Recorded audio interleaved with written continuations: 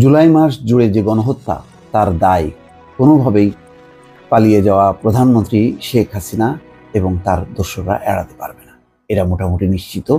এটা শুধু দেশীয় তার প্রতিপক্ষদের দাবি না, বরং এটি জাতিসংঘ পর্যায়ে এই দাবিটি বা এই বিষয়টি সামনে চলে এসছে। শিরোনাম দেখলেই বুঝতে পারবেন, জুলাই গণহত্যায় হাসিনা সহ জড়িতদের জবাবদিহিতার মুখোমুখি দেখতে চায় জাতিসংঘ।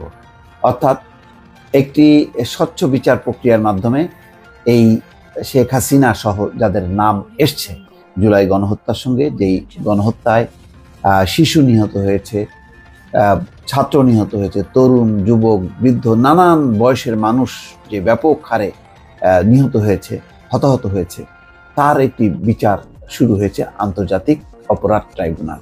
সেই ট্রাইব্যুনালের আবার সহযোগিতা করবে জাতিসংঘের একটি তদন্ত মিশন।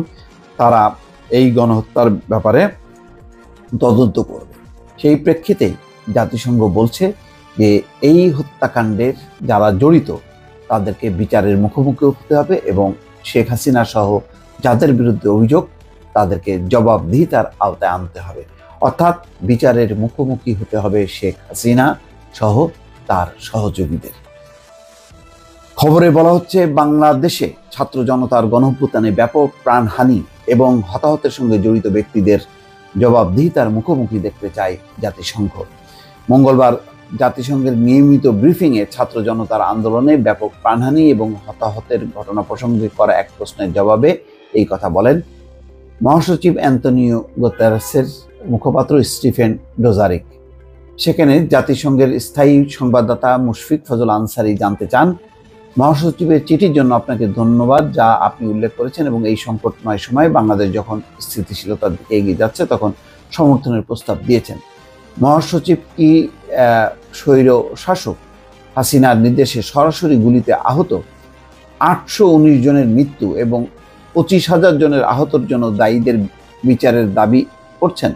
ডুজারিক বলেন, হ্যাঁ মুশফিক, আমরা এই বিশেষ সংকটের শুরু থেকেই জবাবদিহিতার কথা বলে আসছি। সহিংসতা, প্রাণহানি এবং মানবিক ও রাজনৈতিক অধিকার লঙ্ঘনের জন্য দায়বদ্ধতা থাকা দরকার। অনেকটা নরিয়েগার যেমন বিচার হয়েছিল দর্শক, আফ্রিকার এক স্বৈর শাসক যে নরিয়েগা, তার যে বিচার, সেই বিচারের কথাই মনে হচ্ছে যে সেদিকে আস্তে আস্তে এগোচ্ছে শেখ হাসিনার বিচার প্রসঙ্গটি।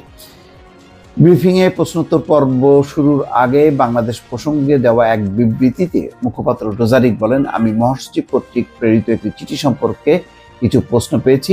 আমি আপনাদের বলতে পারি যে মহাসচিব গুতেরা গণপ্রজাতন্ত্রী বাংলাদেশের অন্তর্বর্তী সরকারের প্রধান উপদেষ্টা মোহাম্মদ ইউনূসকে একটি অভিনন্দন পত্র লিখেছেন। চিঠিতে মহাসচিব বাংলাদেশের শান্তিপূর্ণ ও সংসদ নির্বাচন আয়োজনের প্রচেষ্টাকে স্বাগত জানিয়েছেন এবং সেখানে সব সম্প্রদায়, সংখ্যালঘু সহ মহিলা, আদিবাসী সবার সুরক্ষার কথা আপনি বলেছেন। এখন সবচেয়ে বড় বিষয়টি হচ্ছে যে বিচার, যেটি দাবি যে জুলাই মাস জুড়ে যে গণহত্যা, যেই 5ই আগস্ট পর্যন্ত সম্প্রসারিত ছিল যে গণহত্যা, সেখানে ইতিমধ্যে 819 জনের একটা যারা নিহত হয়েছে তাদের তালিকা পাওয়া গেছে, তার এবং আরও হাজারখানিক মানুষ আছে বিভিন্ন হাসপাতালে, যারা তাদের মধ্যে কয়েকজনের অবস্থা খুবই গুরুতর। তো ধারণা করা যায় যে এই মৃত্যুর সংখ্যা হাজার ছাড়িয়ে যাবে। ফলে এই বিপুল সংখ্যক মৃত্যুর দায় দায়িত্ব কার? নিঃসন্দেহে বলা যায় যে ওই সময় শেখ হাসিনার নির্দেশেই পুলিশ এবং অন্যান্য আইন শৃঙ্খলা বাহিনী গুলি চালিয়েছে। এখন ক্ষমতা হারানোর পর শেখ হাসিনা দিল্লিতে পালিয়ে গেলেও অনেকে মনে করছেন তিনি বোধহয় জবাবদিহিতার বাইরে থাকবে বা বিচারের বাইরে থাকবে।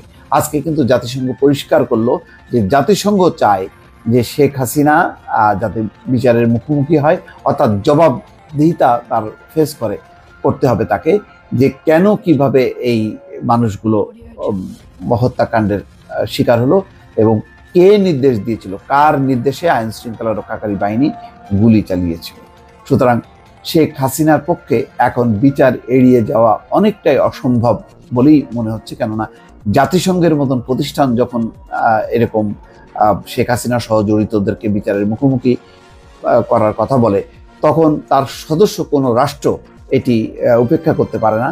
আর পশ্চিমা দুনিয়া তো আরও অনেক আগে থেকেই সোচ্চার ছিল এই ধরনের গণহত্যা, এই ধরনের ভোটবিহীন নির্বাচন, এইসব প্রশ্নে তারা এমনিতেই বাংলাদেশের ব্যাপারে একটা নেতিবাচক মনোভাব ছিল। আর এই গণহত্যার পরে তো এটি বলার অপেক্ষা রাখে না, মানে শেখ হাসিনার যে বিচার হওয়া উচিত এই ব্যাপারে তাদের কোনো দ্বিমত আছে। এবং তার প্রতিফলন ইতিমধ্যে দেখেছেন যে মার্কিন যুক্তরাষ্ট্র কিন্তু মানে শেখ হাসিনা ভারতে পালিয়ে যাওয়ার পরপরই তার ভিসা বাতিল করে দেয়। যুক্তরাজ্যও বলেছে যে না, তাকে কোনোভাবেই এখানে অ্যাজাইলাম দেওয়া সম্ভব না। ফলে শেখ হাসিনাকে নিয়ে দীর্ঘদিনের তাদের যে বন্ধু, শেখ হাসিনাকে নিয়ে রীতিমতো বিপাকে পড়েছে।